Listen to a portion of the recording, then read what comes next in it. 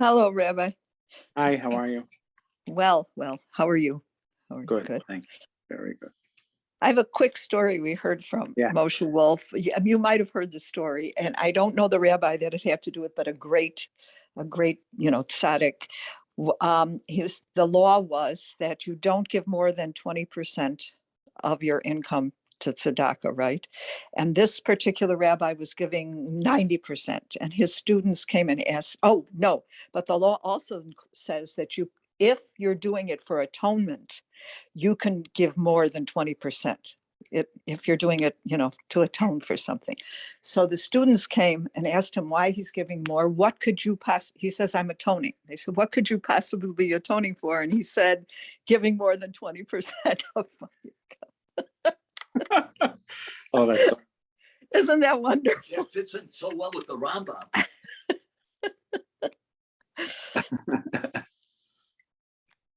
What were you saying, David? I said it fits in well with the Rambam. Why? Because you have to go to the extreme he holds. If you're trying to correct, is that what you're saying?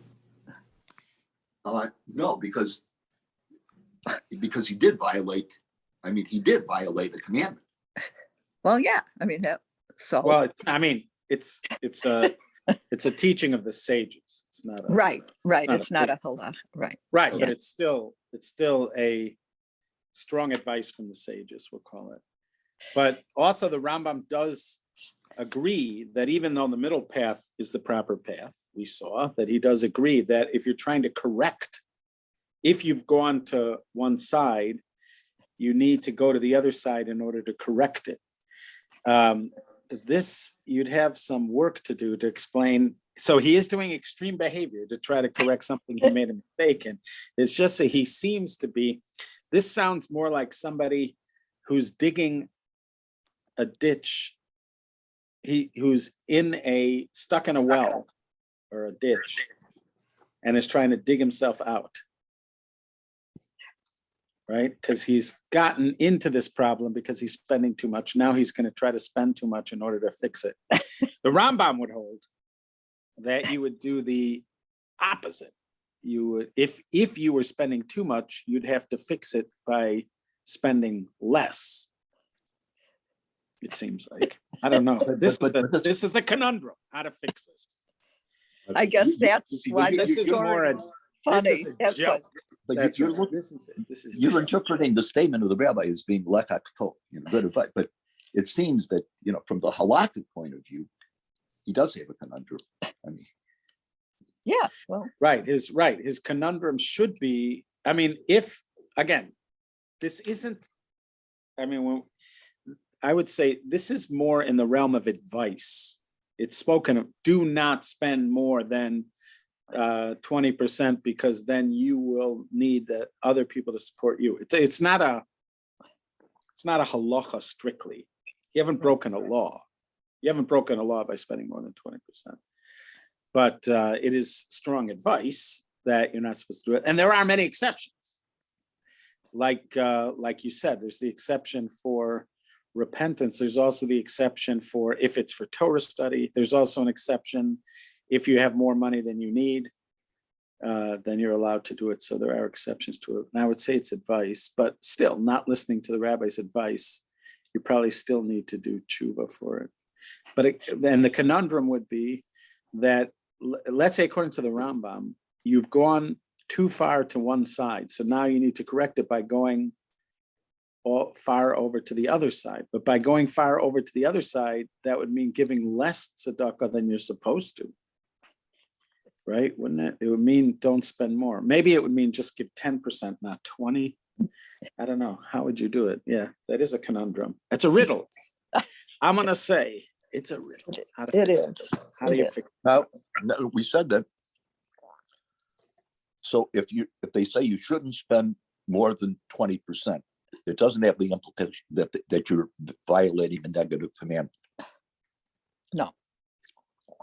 No, it's just considered when they advise, it says al, don't, it's rabbinic language. Al oftentimes could mean a negative commandment, but it means a person should not waste or whatever, spend more than 20% of their money. And the concern is, it's sort of connected to it. The concern is that at some point you're going to need others to support you.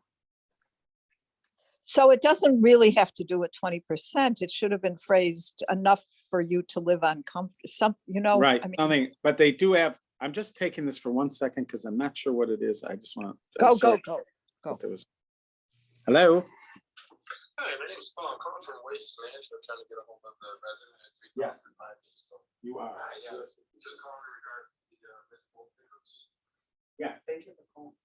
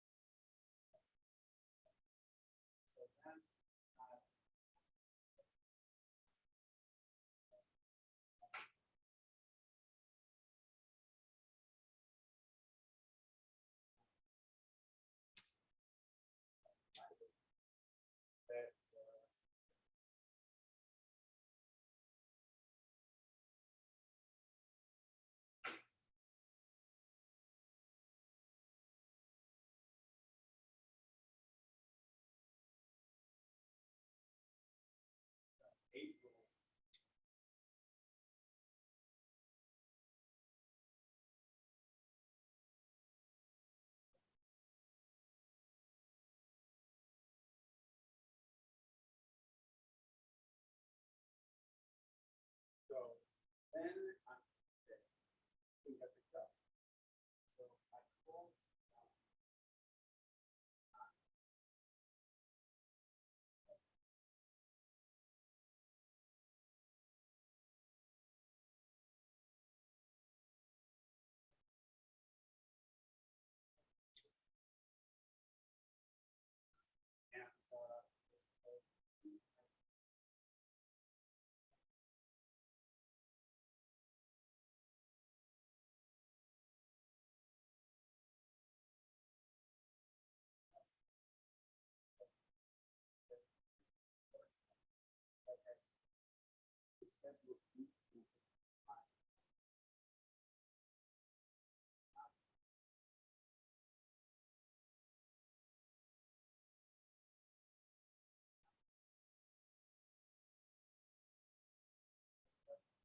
And the other thing is that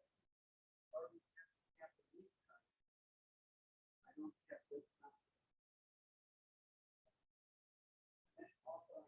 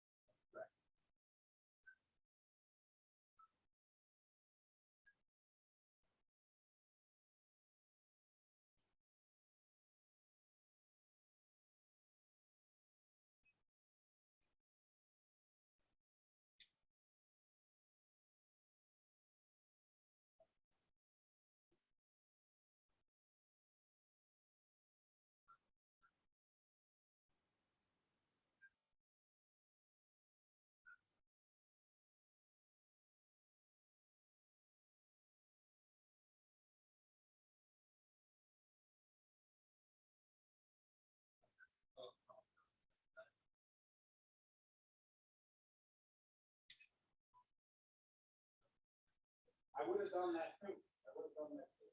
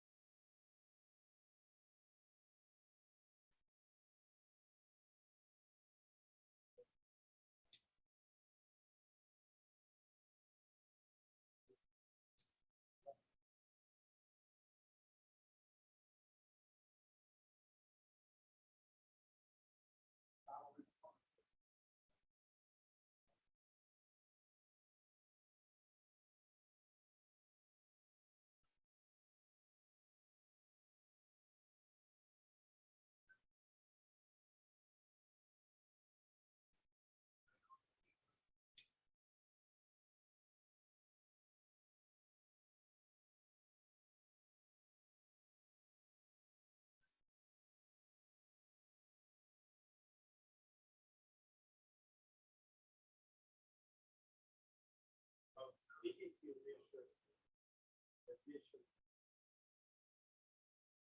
and the part of frustration is that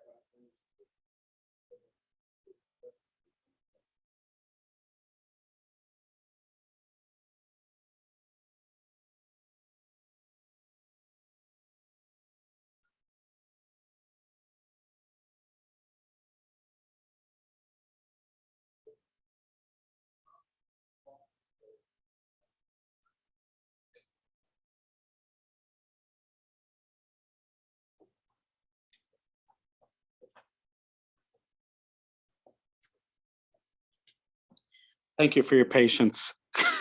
I had a garbage pickup problem, which is such a minor thing Garbage? in life, Is everybody else on? but it got to be some kind of dramatic issue. But thankfully, it is resolved.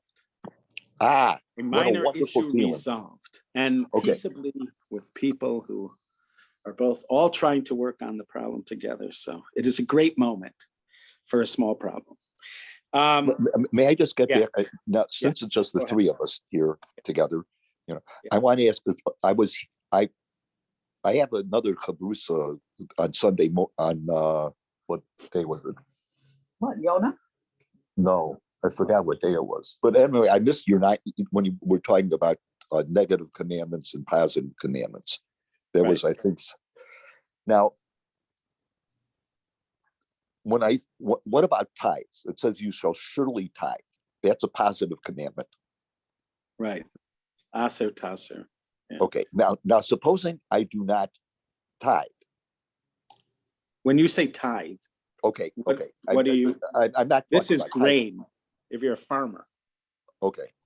we're talking about grain. Let's say it's Okay. grain, Let's take grapes or grapes or olives or something like that. There's So no let's prohibition. say, Yeah. Yeah, go ahead. Is there a prohibition not to tithe? Not to not tithe. In other words, is it a negative or a positive? Well, it's stated as you shall surely tithe. Aser taser. I mean, I'm assuming it's a positive commandment, not a negative commandment. The problem is, but we'll see. I mean, it'll be on the list, but let's say it's a positive commandment and not a negative commandment. That's what I'm assuming. Let's say that. We could research it, but let's say it's not a negative commandment. Then what? It's still a problem because you can't eat that food until it's tithed. Nobody's allowed to eat it, and eating untithed food, that might be a negative. That's diorite, right? Right. That's a negative commandment, or a non, let's say a non-Levi eating tithe, or a non-Kohen eating truma, those they might, I'm assuming they are separate prohibitions, and those are prohibitions. But one of the questions came up. I know Rabbi Rosner brought this question up before. Let's say you know there's food that is never going to be eaten. It's never going to be eaten. So do you still have a mitzvah to take the tithe from it? In other words, is this there's like categories of mitzvahs, and in the Torah there are some which are more bureaucratic or administrative kind of mitzvahs. So, for instance, a divorce.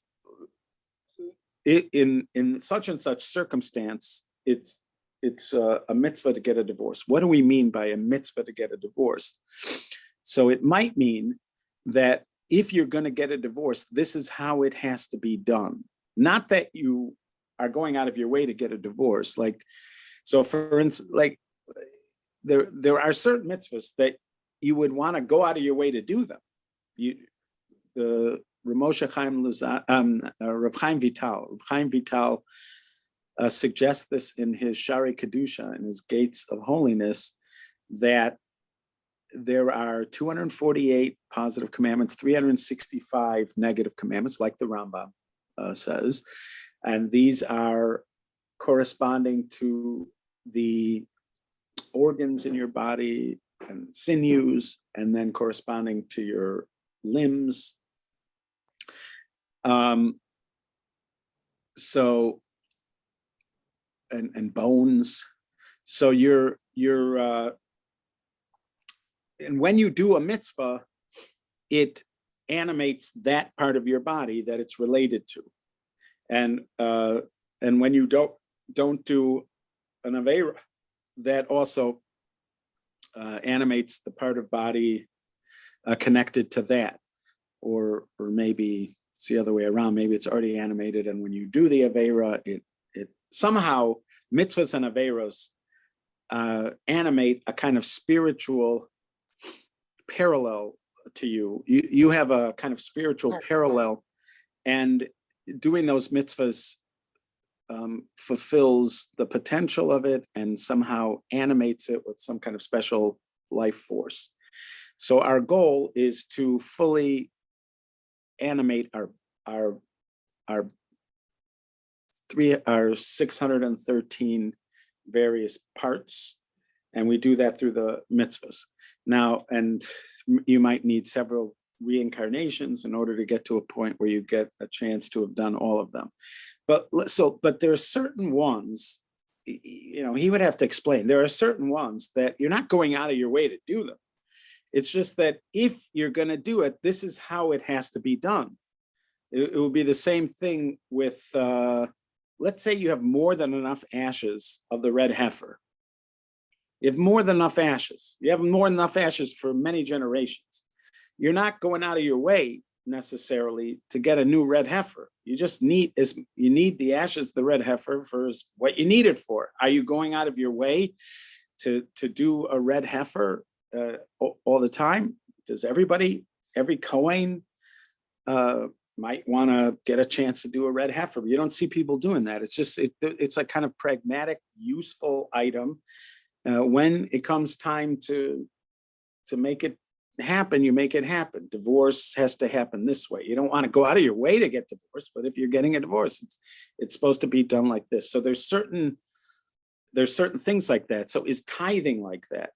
So in other words, when you have produce and people are going to be eating it, then you need to do X, Y, Z. But what if nobody's going to be eating it?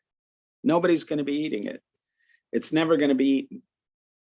So what if you're paid not to use it by the United States government or by the Israeli government? You're being paid not to use it. It's going to be destroyed. So is there a reason to take a tithe there? So because it's a mitzvah. It's a mitzvah. So I could see with tithing, it could be could be one of those issues, because is it just a pragmatic sort of bureaucratic mitzvah, or is it a kind of mitzvah that you would go out of your way to accomplish something? I don't know if the word would be mitzvah chiyuvis, like that you're obliged to go out of your way to accomplish it. Well, let me ask you a question. Yeah. Supposing that the poor ceased from the land. Yeah. What Yeah. do I do about what do I do about tzedakah? Now there is a promise that won't happen. It's actually a promise in the Torah portion that Lois and I are doing on Thursdays in Bahar. It says there that there will always be poor in the land. I hope not after Mashiach. Yeah. No, I asked. No, even after Mashiach. Even after Mashiach. Yeah. You're kidding. According to the Rambam. No. Yeah. Even after Mashiach. I mean, yeah, but it wouldn't be in whatever the next world is, the world of resurrection. But it seems like in Mashiach there will still be poor people. But okay, but setting aside Mashiach for a second, it seems that if a mitzvah, since giving tzedakah presupposes the existence of poor people, right? Maybe. No, it's so if there aren't any poor people, but the thing is that the kicker is that since the necessary condition for the mitzvah tzedakah is that there have to be poor people, you seem to have a vested interest in maintaining a supply of poor people so you can fulfill the mitzvah of tzedakah. Well, there is an opportunity for tzedakah even if there aren't poor people, and that would be if you're contributing to some kind of public need, like let's say building a mikvah. I don't think if your tzedakah money is allowed to go to building a mikvah, even though it doesn't necessarily mean there are poor people. Or let's say building a shul. You're not necessarily doing that because the people are poor. Well, what about the Maser Ani? Right. No, but you're right. The tithe that's supposed to go to the poor. Correct. There's a tithe that's supposed to go to the poor. That requires that there are poor. The truth is that you do separate it. If there aren't any poor around, then you set it aside. The question is, what if there aren't any poor? What if there aren't any poor? So what would you do with the tithe, the Meiser Ani, right? And what would you do? Like, for instance, Ezra took away the tithe for the Levites. Ezra took away the Levite tithe from the Levites. Now, I'm assuming it went to Kohanim. We had this a little bit. Where did it go? Where did it go? He took it away from the Levites. So where did it go? I for some reason in my mind, the Kohanim got it because there's technically still Levim. I think that's how it went. Because we had this discussion in the Gemara. It might have been an ancillary discussion. What happened to that tithe when Ezra took it away from the Levites? But you still had to separate it. That's clear. You did still have to separate it. It's just a question of where it went. But let's say you're living somewhere and there's no Levites near you. So what are you supposed to do? So you separate and set it aside, waiting for some Levite to come. But you still do separate it. But let's say you had a situation like that where the government was paying you to destroy your produce because there was a glut. So, and it's guaranteed nobody's going to eat it. You're not allowed to. They won't let you distribute it because they're trying to get rid of a glut. So is there a mitzvah to at least separate it? So that would be that question. Well, originally when you separated from challah, I mean, was it burned then? I mean, we just you gave it to originally you gave it to a Kohen. And now we just destroy it anyway. It's Right. not going to anybody. Right. It's not going to anybody, and still we take it. Yeah. And we consider it a desirable mitzvah. Yep. We consider it a desirable mitzvah, even though it's not going to anybody. Yeah, I agree. That's good. That seems to indicate, that seems to be a suggestion that even if you knew it was going to be destroyed, you would still separate the truma. Good. I like that. That's a good beginning to this thing. I know this is discussed. I just don't remember where. I know this subject is discussed about these certain mitzvahs, that how pragmatic are they? But that was an excellent proof from Challah. Challah, we separate it. It's considered a mitzvah to go out of your way to do. It's an important mitzvah, even though it's not going anywhere. The original purpose was to feed Kohanim, and it's not doing that. And even if you say that nowadays we're doing it rabbinically so that we remember how to do it in those days, still it does seem like it's. It does seem You like even it's make a you make a memorial. blessing, And yeah, right? but to remember. It No, is to because- remember. It is to but it's- remember. But still. But it's going to be, but yeah, but we have to remember it, because when Mashiach comes, he is going to build a temple. Right. Or the temple will be built before. Really? Yeah, that's a very strong option. I would say it's a very likely option, the way things are going.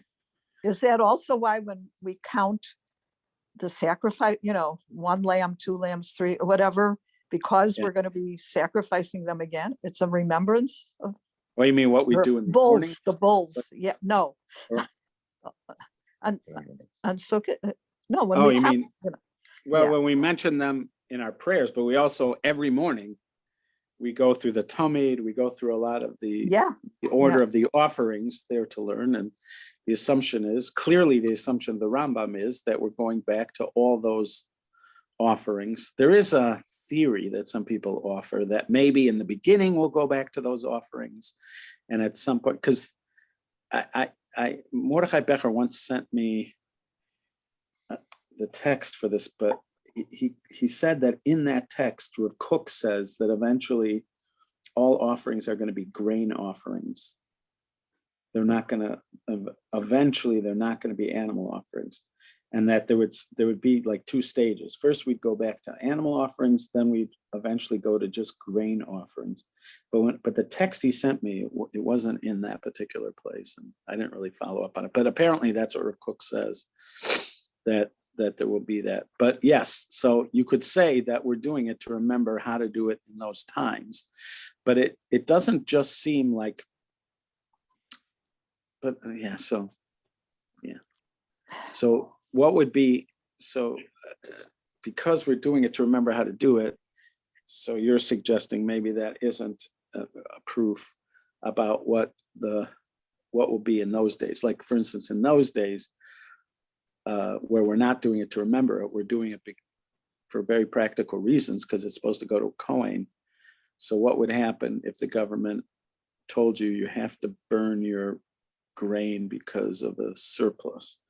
So would you take it in those days? Yeah. I don't, this is discussed, but I just don't remember where, this whole thing. But anyways, there's mitzvahs like that. So in general, and it's possible that tithe is one of those things, that it's a practical mitzvah that you don't necessarily have to go out of your way to do it. The only thing is that there was a promise about tithing. Aser taser. So the Gemara quotes this. There's a midrash about this. Aser bishvil shetis asher. Tithe so that you can become wealthy. Another the Navi says, you can test me, that if you tithe, you'll see that you will become wealthy. So there's a lot of people that transfer that over to tithing money. They believe that promise is also true about tithing money, and therefore if people and that you're allowed to test Hashem even with your tzedakah, that when you give away tzedakah, that the promise is that you will have more blessing after you when you give it, and they somehow transfer that over even though originally it seems to be talking about the tithe that you're doing on produce, not on money. Okay. Yeah. Okay, but if you take a look at, if you say that the parameters, you shouldn't give less than 10 and you shouldn't give more than 20. How Well, again, the more than 20 part is not any. It's not. It's okay, not. that's not from the Torah. Okay. No, the 10%. In fact, it's supposed to be, because there's a warning even in Pirkei Avos.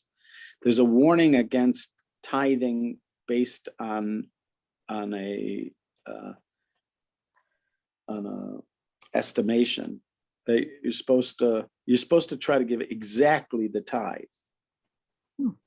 And you're not when it comes to tithing, with the grain and stuff like that. You're supposed to give exactly. With the Kohen, there's not a specific amount mentioned, and so you're allowed to be generous. And technically, you could give 1 grain and fulfill the mitzvah of truma, truma gedola. But they suggest 2%. But you could be more generous. But I think with the actual tithing, with the actual meiser, you're supposed to give exactly. And what they're talking about is tithing your money, but not your grain. I'm pretty sure you're not supposed to give more with your grain. So it's a poetic connection. The tithing we do with our own money. It's a very strong custom, but it's a poetic connection. It's not the commandment in the Torah. Okay.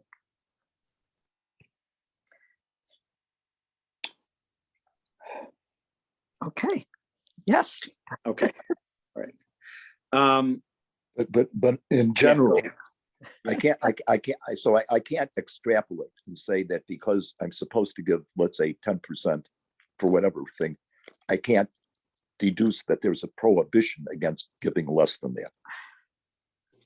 Yeah. Well, you could say it doesn't work.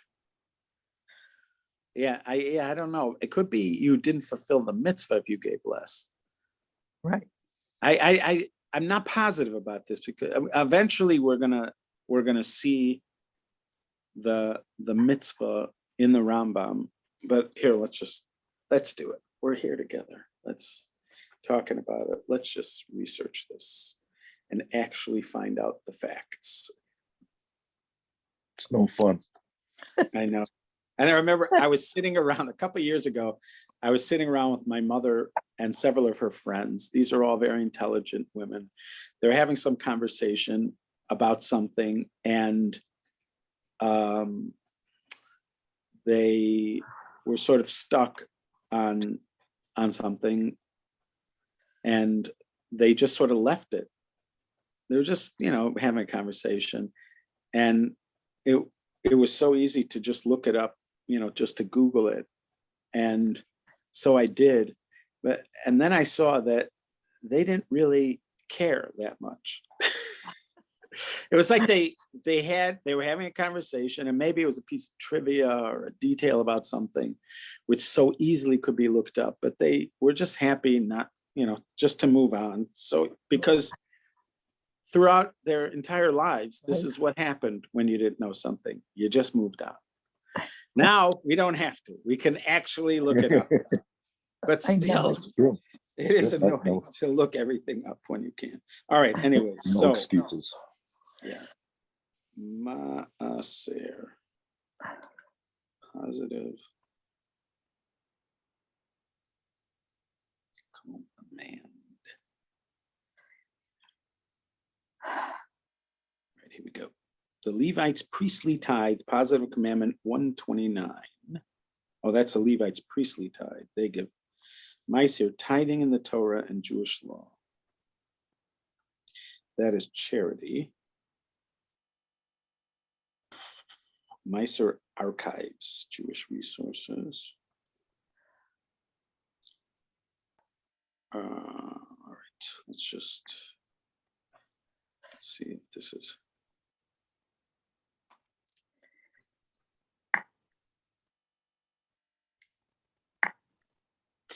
All right. This is positive commandment 128. They're just getting this from the Sefer HaMitzvot. They're getting this from the Rambam. But all right. Positive commandment 128. You shall surely tithe all the produce of your seed that the field produces every year. We are commanded to separate a second tithe from our harvest in addition to the first tithe given to the Levites. All right, so let's see. That's the second tithe. Here comes the Levites. Priestly tithe, positive commandment 129. Speak to the Levites and tell them, when you take from the children of Israel, oh no, that's not what I wanted. Here's 128. And what about 127? Let's see, 127. Okay, here's the first tithe. The tithes of the children of Israel, which they offer to God as a gift, Numbers 18:24. We are commanded to separate a tenth of our crops and give it to the Levite. The biblical precept only applies in the land of Israel. That is positive commandment 127. Then 128 is a second tithe brought to Jerusalem. And 129 is the tithe the Levites take from their tithe, the 1/10 of the 1/10 that goes to the Kohen. And then 130 is the tithe for the poor. And then what is 131? Declaration of tithes, because before you remove the stuff from the house, you're supposed to make like a vidui, some kind of declaration. There's quite a few. All right, so there's at least 4 different mitzvahs, positive commandments there about tithing. Now let's see if there's any negative commandments.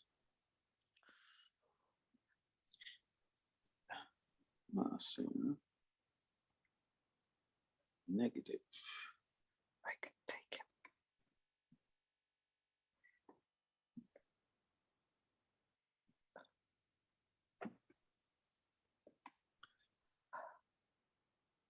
Negative commandments.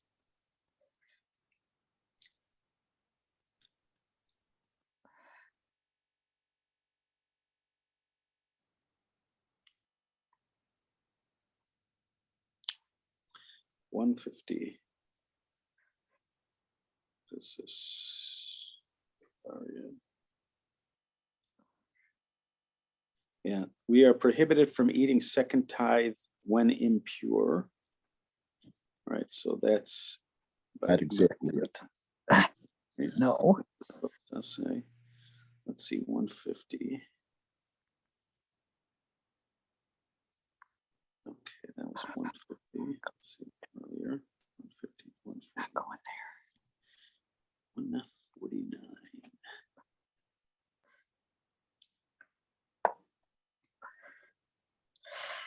The priests cannot eat first fruits outside of Jerusalem. That's 149. Let's see, 148.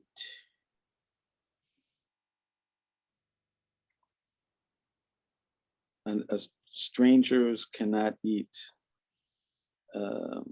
sacrificial stuff. Yeah, so that's, let's go to 151. 151. Oh, that's the one. You can't eat second tithe when you're mourning. 152. You're not allowed to spend second tithe money on anything besides food or drink. Second tithe gets a lot of these negative commandments, I'll tell you. You're racking them up. Second tithe, you gotta be careful. 146. Yeah, so I mean, over here, based on my very strict research, I'm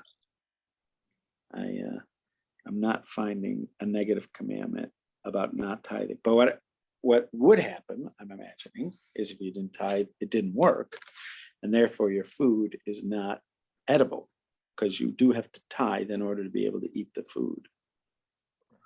You do not necessarily have to tithe it in order to feed it to your animals. I wondered about that because you are deriving benefit. Right, but I'm pretty sure you don't. That comes up in the Gemara. I'm pretty sure you do not. You don't have to. The food that you're giving to your animals, you don't have to tithe.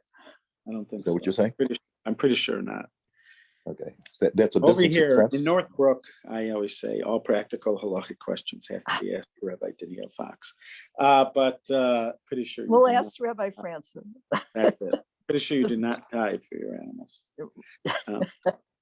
Yeah, but ask him that. No, you could the one to ask Rabbi Francis is in, let's say, our scenario, which is the government is going to cause you to burn the your crop, your grain. So would there be a mitzvah to tithe it? Okay. Because I know that is discussed some. Okie dokie. Thank you. Oh, one last thing. Yeah. This is technically okay. I'm saying Shmon Esrei. Okay, so I'm saying Shmon Esrei. I'm starting with Avos. Yeah. I don't have Kavan. Okay, I'm supposed to have Kavan. Now the Ramah says. Now I have heard two versions. One, he says that you're not required to repeat it. The other says that you're forbidden to repeat it. The ones who I've heard you're forbidden are the Mitnagim, and the one that says that that you don't have to, or the Hasidim. Rabbi Wolf holds that.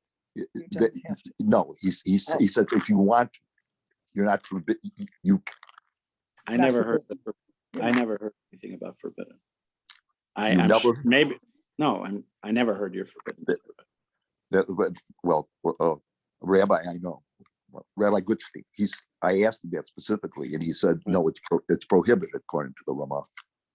I don't know where. Let's see the Ramah. I don't think. Let's just see it. I guess that's something I could have asked, except that I got contradictory answers. Ramah. Repeat.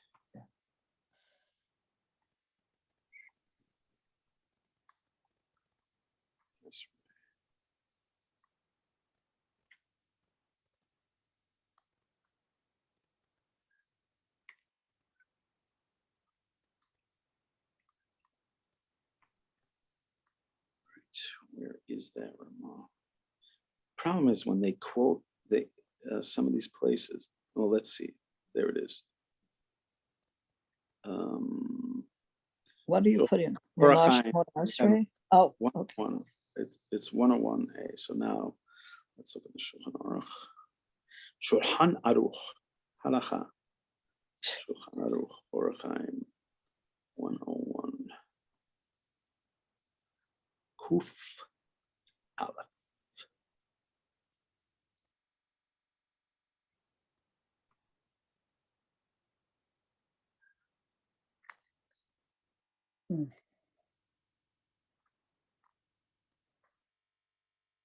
First of all, he's quoting the Tur, the Ramah. Anyways, the language of it is one must direct one's intention. This is the actual Shulchan Aruch itself. One who prays the Amida needs to direct one's intention for all the blessings. But if one is not able to direct one's intention during all of them, one should at least concentrate on the blessing of the forefathers, the first blessing of the Amida. If one didn't direct one's intention while saying the blessing of the forefathers, even if one directed one's intention for the rest of the blessings, one need to return to the beginning of the Amida and pray. Nowadays, we do not return, and the actual language in Hebrew is Va'idna ein chosrin. We do not return to repeat the prayer when it is due to a lack of intention, because there's a fair chance that even in the repeating of the Amida, it is likely that one will not direct one's intention again. If so, why should one return? That's the language. Why should one return? Now, im kain lama yachzor. That doesn't sound like it's forbidden. Where does it say it's forbidden?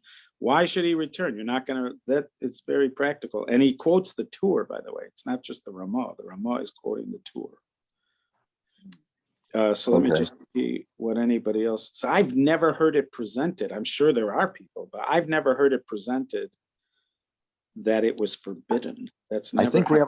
I think Rabbi Francis, that was his interpretation, as I recall, when we were discussing the subject. Forbidden? Yeah. Why? What if somebody works very hard on their intent, and there's a likelihood they will come back? Yeah, the reasoning that you won't have Right. intent. It says doesn't why, the seem- last language is, if so, why return? What if you're somebody who works really hard on intent? Yeah, Why should how you could do you it? not? Doesn't make Yeah, sense. v'chein hu b'risham le'dvarim yispalo kol liban liba yodeh shu chozer mechaven es liba yispalo. Amar Reb Chiya bar Rava, lo kibanti el echad zman bo yimekavan z'mirhar. Aren't you multiplying bracha lavatalas? No, Brachas what lavatah. then say don't daven. If that's it, then say don't daven, because they're saying you weren't Yotze, so that bracha was a bracha levatala. That's what they're saying. So why don't they tell you not to daven? That far, they're not going to go, right? They're not going to tell you not to daven. Yeah. If you've never had intent, would they tell you not to daven? I don't think so. They would tell you, try to have intent. Okay. I'm assuming. I mean, when Rabbi Francis says something, he's got something. Kotav achazan ish nearly to cave into mitzad din sorach last was pala kol panim niskar kodem shama baruch atah Hashem so bracha yachzer loman like Abraham.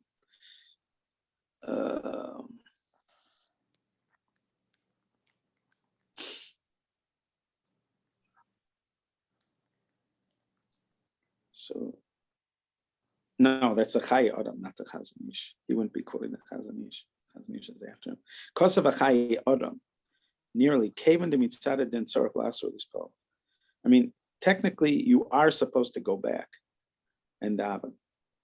Okay. So this is actually, it really is a sort of fascinating halachic